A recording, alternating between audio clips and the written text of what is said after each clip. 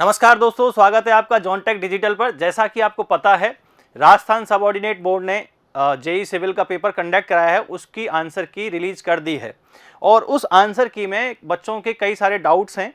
तो आज की इस वीडियो में हम उन डाउट्स वाले जो क्वेश्चन हैं, उनकी जो ग्रीवेंस हैं, उनको आज डिस्कस करने वाले हैं। देखिए, आज जितने भी क्वेश्चंस हैं और जो आंसर की थी, उस आंसर की और पेपर में जितने भी क्वेश्चंस आए हैं, उनको हमारी एक्सपर्ट टीम ने विद द रेफरेंस चेक किया है। तो यहाँ पर फोन कॉल्स आ रहे हैं, उन फोन कॉल्स में कई सारे क्वेश्चंस डाउटफुल रखे गए हैं। अब उन डाउटफुल क्वेश्चन में पहला क्वेश्चन जो है, in triaxial compression test the length of specimen is kept about. ये क्वेश्चन बहुत ज्यादा डाउटफुल है। हालांकि इसका जो आंसर की मैं आंसर माना है that is D, 2 to 2.5 times लिया हुआ है, लेकिन इसके लिए एक आईएस कोड प्रोविजन भी है। ये जो आंसर है ये बीसी पूर्णिया जो बुक है उसके अकॉर्डिंग है, लेकिन अगर हम जाएं आईएस 2720 के अकॉर्डिंग तो यहां लिखा हुआ है इसके क्लॉज 1.2 में, the test is limited to the specimens in the form of right cylinder of nominal diameter 38, 50, 70, 100 mm with the height twice its diameter. देखिए यहां पर क्लियरली लिखा हुआ है test is limited to the specimen, और जिसका L/D ratio कितना बता रखा है यहाँ पर 2। ठीक है, हालांकि इस ऑप्शन में 2 को कंसिडर किया हुआ है, बीसीपीपी में इसको दे रखा है, लेकिन हम भी अगर किसी भी क्वेश्चन पे डाउट अगर लगाएं, ग्रीवियंस अगर लगाएं, तो उस केस में हमको आईएस कोड को फॉलो करना होता है। क्लियर? तो ये इस केस में ये क्वेश्चन डाउटफुल रहता है कि इसमें से कौन सा आंसर करेक्ट होगा। यहाँ पर 1.5 to 2 आंसर भी करेक्ट हो सकता है, और जो आंसर की ने करेक्ट माना है 2 to 2.5, इसके लिए रेफरेंस है VCP। तो इन दोनों में आप इसके लिए जा सकते हो। चलिए, नेक्स्ट क्वेश्चन है, the amount of precipitation is expressed as the depth इन।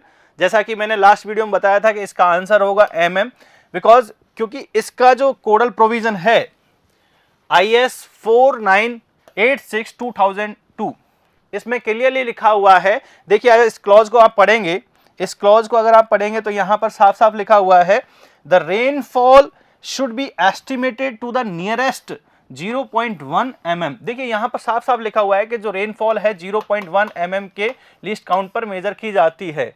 ठीक है, इसी के साथ साथ IIT रुड़की का एक मैनुअल है, उसमें बताया हुआ है कि जितने भी रेन गॉज वगैरह होते हैं उनमें जो यूनिट होती है जिसमें हम रेनफॉल को मेजर करते हैं वो mm होती है।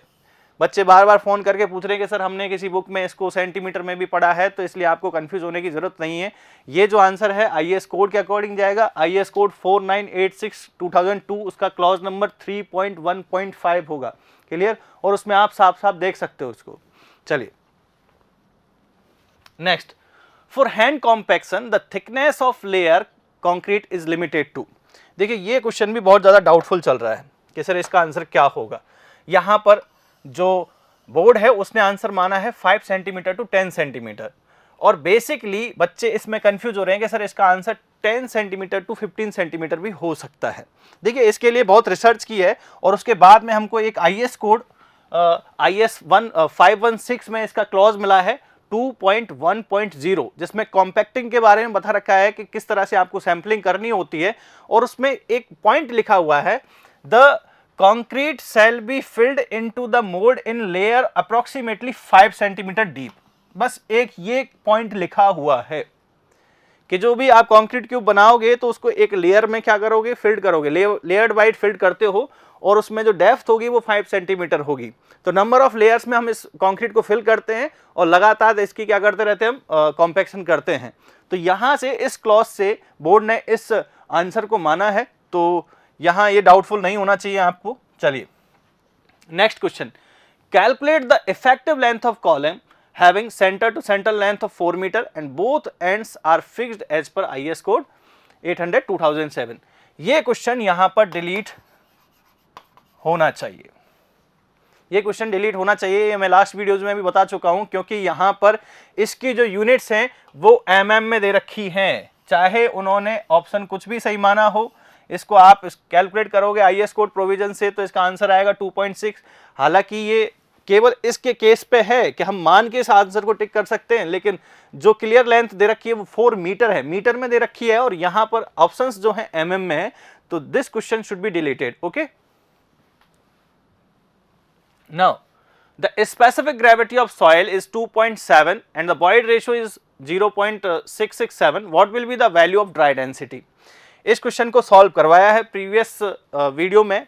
देखिए यहाँ पर जो गामा डब्ल्यू है उसकी वैल्यू के बारे में कुछ नहीं कहा गया है, तो इसके कॉरस्पॉन्डिंग हमको 9.81 किलो न्यूटन पर मीटर क्यूब लेना होगा, ठीक है। बिकॉज क्योंकि यहाँ पर कई बच्चे गामा डब्ल्यू को 10 कंसीडर करके भी इस क्वेश्चन को सॉल्व कर रहे हैं, तो इसमें आपको कंफ्यूज होने की जरूरत नहीं है, क्योंकि जब गामा डब्ल्यू नहीं दे रखा है तो जो स्टैंडर्ड वैल्यू होती है दिस इज 9.81 और इसके कॉरस्पॉन्डिंग जो आंसर जा रहा है दैट इज 15.89 किलो न्यूटन पर मीटर क्यूब। तो इसमें कोई आपको डाउट नहीं होना चाहिए और ना ही इसमें आपको ग्रेवियंस अप्लाई करने की जरूरत है। नाउ देखिए इस क्वेश्चन में पूछा है if simply supported beam of 6 metre span carries a point load of 50 kilo newton, clear, calculate the value of reaction forces. तो यहाँ पर इस क्वेश्चन में ऐसा कुछ भी मेंशन नहीं है कि लोड कहाँ पर लगा हुआ है और इसीलिए क्वेश्चन डाउटफुल हो जाता है। अब लोड की पोजीशन हमको पता नहीं है तो रिएक्शन हम कैलकुलेट नहीं कर सकते, बट यहाँ पर रिएक्शन फोर्सेज पूछा है, फोर्सेज, और वैल्यूज जो हैं, आंसर जो हैं उनकी वैल्यू केवल सिंगल है। तो इसका मतलब हमको इन फोर्सेज को इक्वल कंसीडर करना होगा और उस केस में लोड जो होगा फिर सेंटर पे अप्लाई करना होगा और यहाँ से जो RARB आएगा दैट इज 25 किलो न्यूटन, ठीक है।